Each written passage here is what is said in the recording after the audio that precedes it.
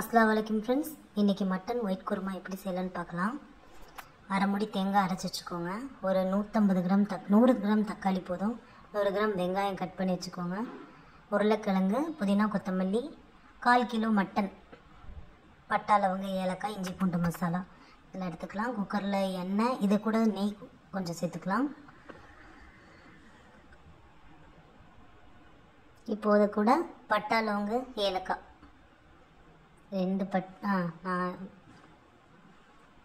சேர்த்துக்கலாம். கொஞ்சம் பொரிஞ்சு வந்ததுக்கப்புறம் வெங்காயம்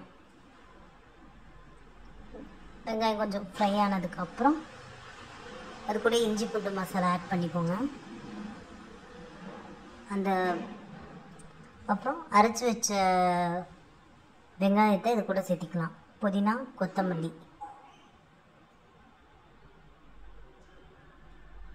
நாலு பச்சை மிளகாய் சேர்த்திக்கோங்க.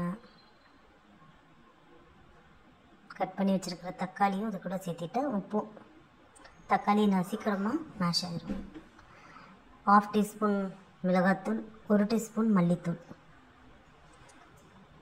க்ளீன் பண்ணி வச்சுருக்கிற மட்டன் சேர்த்துக்கலாம். ஒரு 1/2 டம்ளர் தண்ணி போட்டு குக்கரில் ஒரு 4 விசில் வச்சுக்கலாம். நல்லா இந்த கறி வேகிற வரைக்கும். அதுக்கப்புறம் ஓப்பன் பண்ணி நம்ம கட் பண்ணி வச்சுருக்கிற உருளைக்கிழங்கு இதை கூட சேர்த்துக்கலாம்.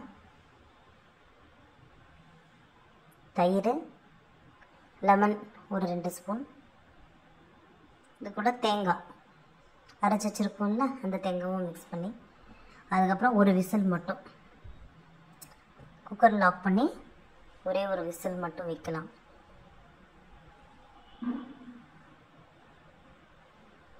Mutton kurma ready.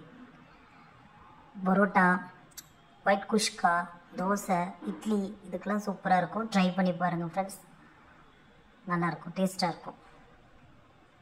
இது பொரிச்ச எண்ணெய் பரோட்டா, அது கூட குருமா.